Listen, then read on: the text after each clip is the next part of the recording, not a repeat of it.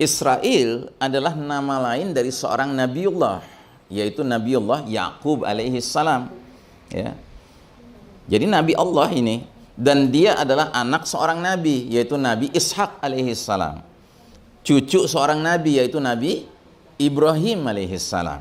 Dan ayah dari seorang Nabi, yaitu Nabi Yusuf alaihi salam. Jadi ini keluarga Nabi-Nabi. Nah, Nabi Yaqub alaihi salam yang nama lainnya adalah Israel, punya anak keturunan. Dia punya 12 anak laki-laki ya yang beranak pinak ya. Nah, mereka ini semua disebut Bani Israel. Dan pada awal mulanya Bani Israel ini adalah satu bangsa yang Allah Ta'ala posisikan dengan posisi istimewa ya, dimuliakan sama Allah Ta'ala.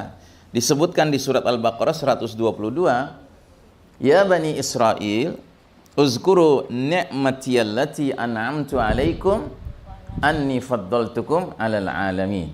Hai Bani Israel, ingatlah nikmatku yang telah aku berikan kepada kalian, dan aku telah melebihkan kalian dari semua umat lainnya, bangsa-bangsa lainnya di alam ini. Jadi Masya Allah, Bani Israel ini dimuliakan oleh Allah, ditempatkan pada posisi istimewa sampai dikatakan kami lebihkan kalian di atas segenap bangsa lain. Dan bentuknya dalam bentuk apa Allah melebihkannya? Dalam bentuk bahwa Bani Israel ini diutus oleh Allah rasul-rasul yang jumlahnya jauh lebih banyak dari bangsa lainnya. Tidak ada bangsa di muka bumi ini dikirim utusan oleh Allah Ta'ala yang lebih banyak daripada Bani Israel. Cuman yang jadi masalah, Bani Israel ini tidak menjalankan nasihat Allah. Kan Allah menasehati, ya Bani Israel uzkuru ni'mati. Hai Bani Israel, ingatlah nikmatku. Yang namanya mengingat nikmat Allah itu bentuknya dalam bentuk apa? Dalam bentuk mensyukuri, ya kan? Kalau orang tuh ingat nikmat yang Allah berikan pada dirinya, dia pasti akan mensyukuri kan nikmat itu.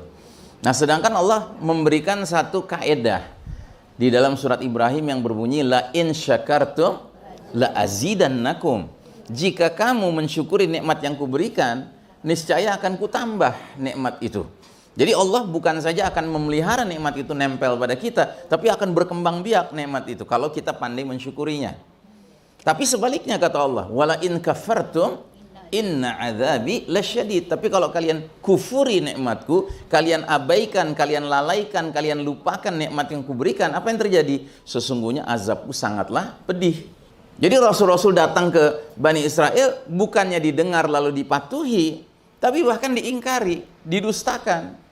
Dan ini diabadikan dalam surat Al-Maidah ayat 70 ini, laqad akhazna mitsaqa bani Israila wa arsalna ilaihim rusulan kullama ja'ahum rasulun bima la tahwa anfusuhum fariqan kadzdzabu wa fariqan yaqtulun. Sesungguhnya kami telah ambil perjanjian dari Bani Israel dan telah kami utus kepada mereka rasul-rasul. Banyak rasul diutus oleh Allah kepada Bani Israel. Dan tetapi setiap kali datang seorang rasul kepada mereka dengan membawa ajaran, dengan membawa pesan, dengan membawa risalah yang dirasa tidak cocok dengan hawa nafsunya, dengan seleranya, ya, sebagian rasul itu didustakan, bahkan sebagian dibunuh. Bayangkan, rasul bukannya dipatuhi, bukannya diikuti, ya kan, didengar, ya, didustakan bahkan dibunuh. Ya, apa nggak kurang ajar itu? Ya. Nah, jadi Bani Israel ini satu kaum yang istilahnya ngelunjak gitu. Dikasih nikmat, bukannya mensyukurinya, bahkan mengkufurinya, bahkan sampai ke tingkat mendustakan Rasul sampai dibunuh. Kita umat Islam, orang-orang beriman, ya, kita ini punya semboyan. Kalau menghadapi Allah, menghadapi Rasul, semboyan kita apa? Semboyan kita bunyinya sami'na wa ata'na. Kami dengar wahai Allah, kami dengar wahai Rasul, dan kami taati. Apa yang kami dengar dari engkau ya Allah, apa yang kami dengar dari engkau ya Rasul, kan begitu. Nah, kalau Bani Israel, Yahudi, itu punya ungkapan yang mirip, bunyinya kayak ungkapan kita, semboyan kita. Cuma maknanya bertentangan 180 derajat. Ya, ungkapan mereka adalah sami'na wa asoina. Kami dengar tapi kami durhaka. Itulah Bani Israel. Ya. Jadi memang mereka ini bengal gitu loh. Akhirnya karena terus-menerus ya Bani Israel ini bersikap tidak benar terhadap utusan-utusan Allah, akhirnya keluarlah ya dekret dari Allah Ta'ala, di mana yang asalnya mereka adalah bangsa yang dimuliakan Allah, diutamakan, diistimewakan oleh Allah, akhirnya dilaknat sama Allah. Ya, turun ayat ini surat Al-Maidah 13, "Fabima naqdihim mitsaqahum la'annahum wa ja'alna qulubahum qasiyah." Tetapi karena mereka Bani Israel terus-menerus melanggar janji, maka kami laknat mereka dan kami jadikan hati mereka keras membatu. Nah, jadi orang-orang Yahudi ini, Bani Israel ini menjadi kaum yang awalnya diutamakan, diistimewakan, dilebihkan, ditinggikan, akhirnya malah dibanting sama Allah, dilaknat dan dijadikan hati mereka keras membatu. Dan kalau satu kaum hatinya sudah keras membatu, apa yang terjadi? Yang terjadi adalah melihat segala sesuatu terbalik-balik. Apa yang Allah bilang al-haq, kebenaran, mereka bilang al-batil, kebatilan. Apa yang Allah bilang al-batil, kebatilan, mereka bilang al-haq, kebenaran. Apa yang kata Nabi Muhammad SAW adalah fitnah, ya, masalah, ya kan, bagi mereka solusi. Baik, nah jadi contoh ya betapa Bani Israel ini bengal gitu ya. Itu salah satunya adalah kisah tentang satu kaum Bani Israel yang tinggal di tepi pantai. Kalau orang tinggal di tepi pantai biasanya profesinya apa? Nelayan ya. Nah, jadi mereka ini, kaum nelayan ini, Bani Israel ini, mereka hidup dari memancing ikan ya, dari jual beli ikan. Nah, suatu ketika datanglah hukum Allah lewat seorang nabi yang diutus Allah ke bangsa ini, ke kaum ini, kaum nelayan ini. Nah, isinya apa? Peraturan Allah. Silahkan kalian memancing ikan di hari apapun kecuali hari Sabtu. Ya. Hari Sabtu itu kalian harus stay at home. Ya, untuk apa? Ibadah. Karena mereka istilahnya punya hari Sabat ya. Hari Sabat, hari Sabtu gitu. Nah, ternyata semenjak hukum itu turun, aturan itu keluar ya, ikan itu muncul ke permukaan air laut hari Sabtu.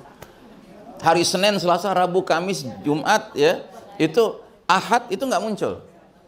Tapi begitu hari Sabtu ya kan, ikan tuh muncul ke permukaan air laut. Kalau bahasa surat Al-A'raf itu syurra'an. Syurra'an tuh kalau bahasa anak muda sekarang tuh mejeng gitu.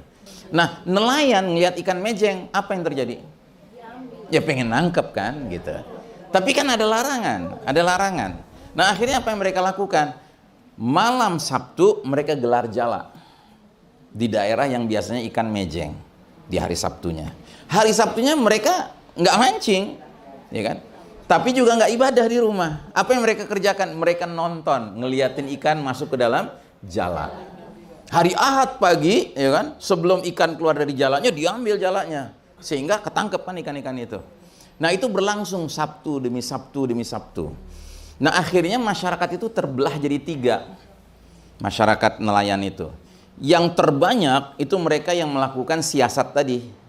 Itu kan sebenarnya siasat kan, mensiasati hukum Allah gitu. Tahu mereka melanggar, tapi mereka dengan dalih, oh enggak, kita nggak mancing hari Sabtu. Tapi kan mancing itu sebenarnya. Nah, ini yang terbanyak.